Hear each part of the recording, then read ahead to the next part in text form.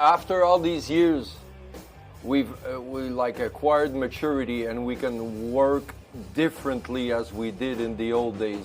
We work very much differently. We can say things that in the old days you couldn't say. There were like boundaries that don't exist anymore.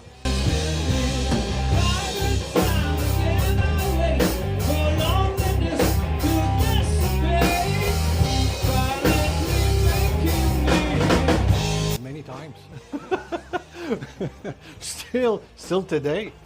It wasn't always easy, but you know, you have four different tempers and four different personalities, so it's not always, you know, fun, but you know, at the end of the year, at the end of the day, it's music that keeps us together, and the love of music and the passion and the music that we play and that we wrote.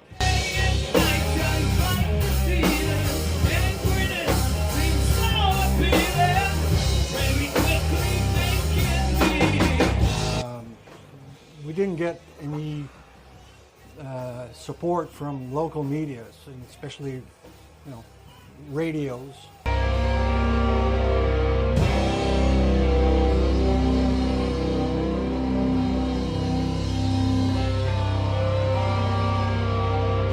It was we did a few shows back in 2011. And there was with the coming of internet, we had a page, and the fans were writing to us, and you know, in the internet, social media. So there was a lot of demand for new material.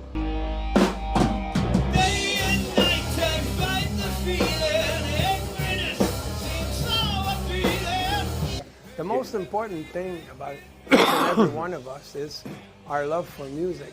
So it's been that way when we were 16, 17 years old, and it is still to this day.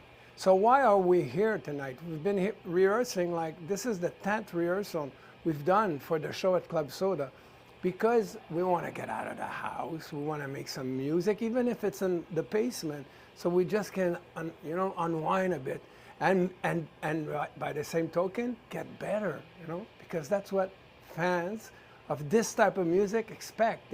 They expect good stamina, you know, and a good drive. And for that, you need some rehearsals. So that's why we're here, man, for the fun of it, and to make sure that when we're on stage on the 18th of October, everything goes to plan. You believe in what you do, and you. Of course, you hope that you're going to go, you know, on the top.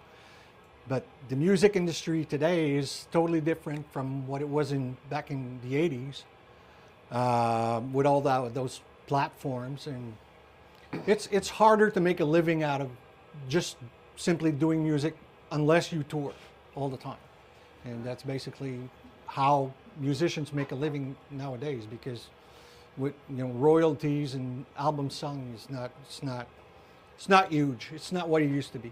It's never boring. Mike he's a good musician. He never comes up with a stupid riff. It's always a good riff. The riff is not the only thing. It's the old package that we have to figure out. It's not the riff. The riff is like the hook of the song, but the rest is a work in progress. That's all. But we never dismiss stuff and say that's bullshit, it's not good. We never do that. Never. Fucking liar.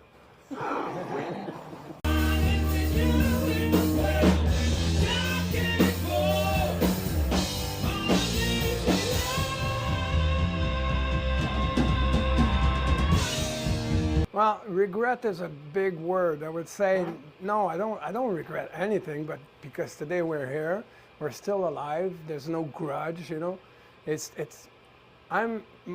Personally, I'll talk for myself. My idol is Robert Plant. You know, Robert Plant has never done twice the same album. Never. Not with Zeppelin, not as a solo artist. So I'm a bit like that. I like to explore other style of music. That's why I got a solo career on the side. Just because I love all type of music. I love the metal I do with Sword because it's so unique. And the riff, Mike's riff and Marac's idea and all the drive, I love it. I do.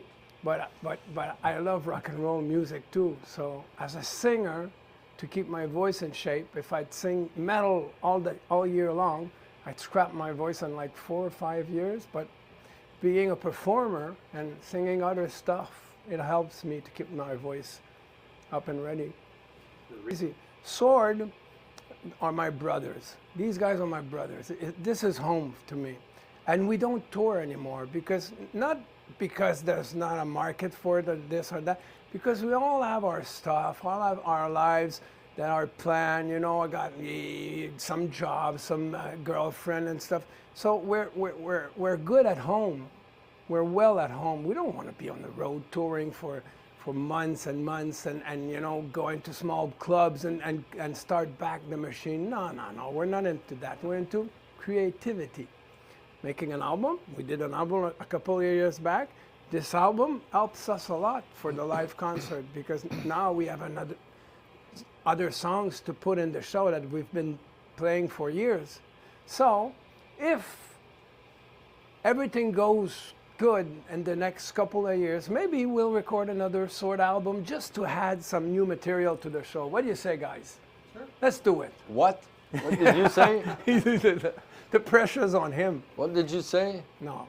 But I'm saying the pressure's on him because this last album, The Sword 3, is a brainchild. And Mike Plant produced that album with Glenn Robinson. So Mike really took this one at heart. And it's a heart with the swords in it.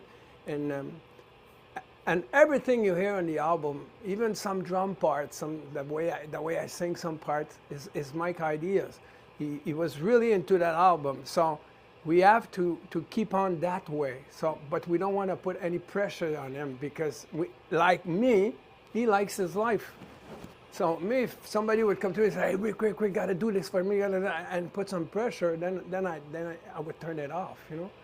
So we're just going about our music, and we hope to have more shows here and there, but we're not looking for a tour. Same with my solo career.